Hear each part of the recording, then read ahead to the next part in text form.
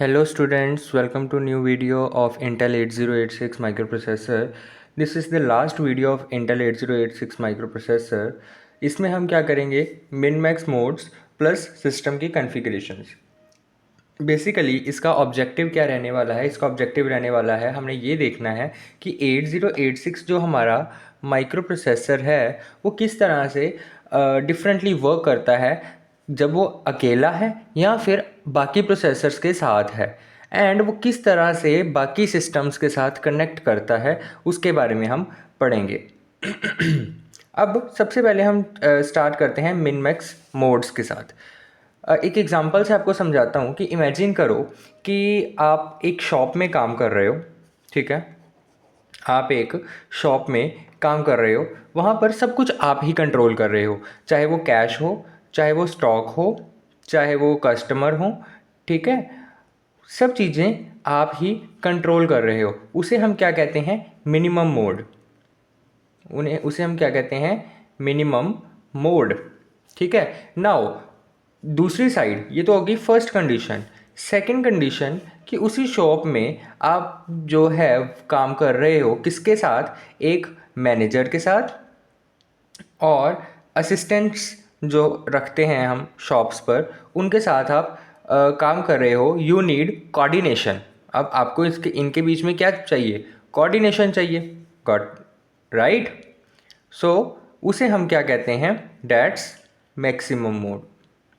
एक simple language में मैंने मिनिमम मोड और मैक्सिमम मोड समझाने की कोशिश की है। अब हम इस तरह से अब हम ये समझते हैं कि 8086 में मिनिमम मोड और मैक्सिमम मोड किस तरह से ये रिलेट करते हैं।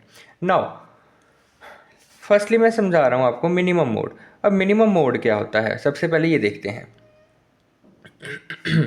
Minimum mode means single processor mode. Simple, it means single processor mode, got it.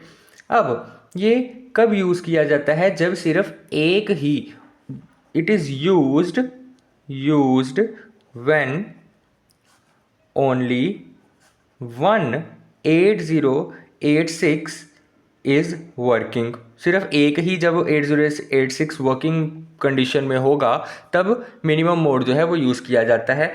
इसमें all control signals are directly generated by 8086। सारे कंट्रोल सिग्नल 8086 के द्वारा ही जनरेट किए जाते हैं और इसका हार्डवेयर सिंपलर होता है। लिख लीजिए, all control signals are directly generated by 8086। And third point मैंने क्या बताया, it has simpler hardware, got it. Now अब इसमें कुछ की सिग्नल्स जो इसमें यूज़ होते हैं, मैं आपको थोड़ा इसका बता दूं। जो कोई की सिग्नल्स आप एग्ज़ाम में लिख सकते हो किस तरह से ये यूज़ होते हैं, that is ALE, RD, WR यानी रीड राइट, वही जो पढ़े हैं, मेमोरी इनपुट आउटपुट, ठीक है। इसी तरह से फर्दर ये कुछ सिग्नल्स जो हैं वो यूज़ होते हैं, गॉट इट। अब एग्जांपल के तौर पे, एग्जांपल में इसका एक एग्जांपल सेटअप अगर मैं बताऊं, तो एक 8086 है, ठीक है। इसके साथ हमने क्या लगा दिया, memory plus input output devices लगा दिए, ठीक है। एक तरह से एक सेटअप कर दिया कि मैंने एक माइक्रो प्रोसेसर लगा दिया जिसके साथ मैंने एक मेमोरी लगा दी और एक इनपुट आउट और कुछ इनपुट आउटपुट डिवाइसेस लगा दिए। अब कोई भी अदर प्रोसेसर जो है, no other processor share the bus, कोई और माइक्रो प्रोसेसर जो है या और कोई प्रोसेसर जो है वो इस बस को शेयर नहीं करेगा। नेक्स्ट इज मैक्सिमम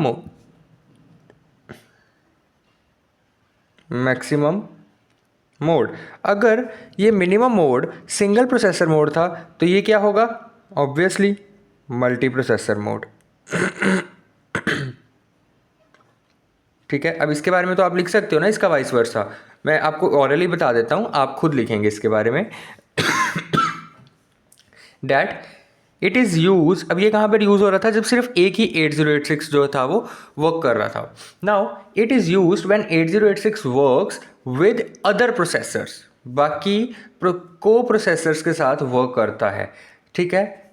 सेकेंड, जो कंट्रोल सिग्नल्स है इसमें डायरेक्टली कौन जनरेट कर रहा था, 8086 जनरेट कर रहा था. अब इसमें क्या होगा कि इसमें जो कंट्रोल सिग्नल्स हैं वो एक्सटर्नल बस जो है, एक्सटर्नल बस कंट्रोलर जो है उस वो जनरेट करेगी. ठीक है. And it is useful for parallel processing और शेयर्ड मेमोरी सिस्टम. अब मैंने 3 लाइंस बोली, लिख रहा हूँ. Used when 8086 works with other processors. ठीक है. एग्जाम्पल 8087, दैट्स अ को प्रोसेसर. ठीक है. सेकेंड लाइन मैंने क्या बोली कि कंट्रोल सिग्नल्स कौन जनरेट करता है, control signals come from, simple language में लिख लो, control signals come from an external bus controller, that is Intel. कौन सी होती है वो, इंटेल 8288. ठीक है. एंड थर्ड क्या बताया कि ये किसके लिए यूज़ किया जाता है, यूज्ड फॉर पैरेलल प्रोसेसिंग या फिर शेयर्ड मेमोरी सिस्टम्स के लिए, शेयर्ड मेमोरी सिस्टम्स के लिए. अब इसमें कुछ की सिग्नल्स जो यूज़ होते हैं उसके बारे में देखते हैं. नाउ सम की सिग्नल्स,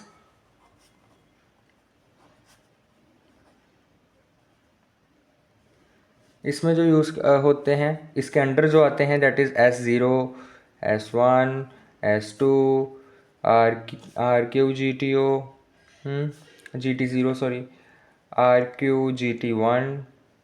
ठीक है. फॉर बस रिक्वेस्ट और ग्रांट इसके लिए यूज़ होते हैं. ठीक है. अब ये याद रखना है कि जो मिनिमम मोड है उसमें 8086 जो है वो डायरेक्टली कनेक्ट होता है मेमोरी एंड इनपुट आउटपुट के साथ, और मैक्सिमम में ये कनेक्ट होता है उसके साथ बट वाया 8288 कंट्रोलर. ठीक है. Got it. Now our next topic is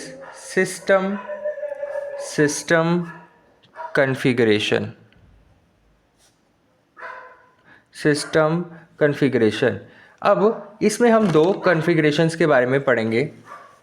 सबसे पहले ऑब्वियसली हमने दो चीज़ें पढ़ी हैं, मिनिमम और मैक्सिमम, उसी के बेस पर 2 कॉन्फ़िगरेशंस के बारे में हम पढ़ेंगे.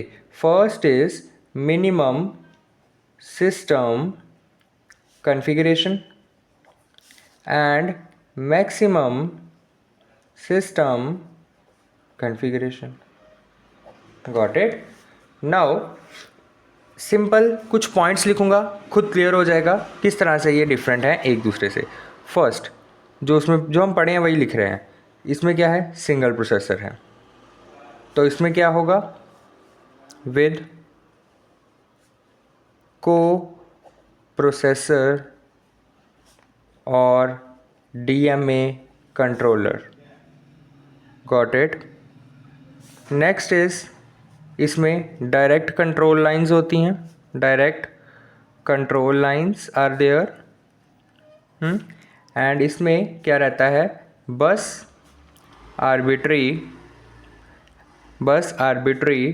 हैंडल्ड